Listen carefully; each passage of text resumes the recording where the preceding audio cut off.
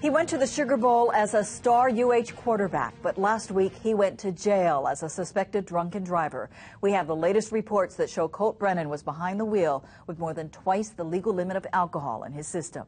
KITV4's Paul Drews joins us with tonight's top story. Paul. Well, Paula, many people remember the high number of passes and wins Colt Brennan had at the University of Hawaii. But now there's a new number that's caught everyone's attention, .17. That's how drunk this report says Colt was. Well, his attorney says that number shows how much the former football leader needs people's help.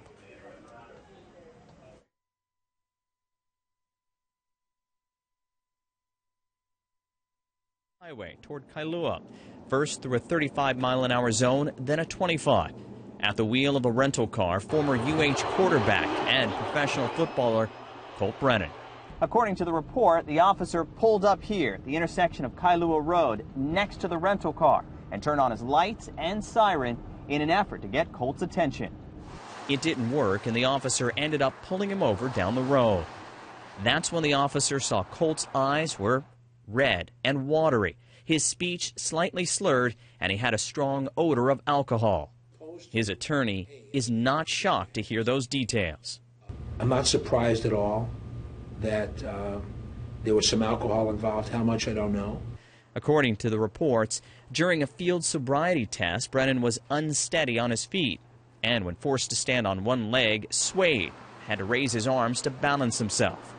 But it seems Colt, who wowed sports fans on the football field before his failed attempts as a professional player, also had trouble keeping a balance in his life as his athletic career came to an end. There is so much going on in such a young mind, and so much unhappiness and sadness. Last Wednesday, Colt recorded a blood alcohol content of .17, more than twice the legal limit.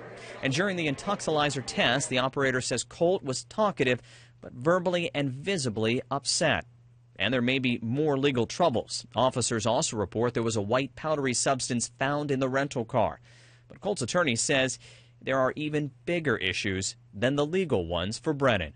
The important thing for me is to try to give him a sense of value in his life, and the fact that at his age there's still some good things out there for him, and to try to get him treatment and get him better.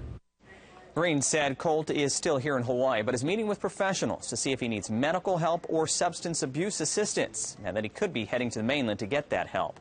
Now, because Brennan's alcohol level was over the legal limit, his driving license will be revoked for a year.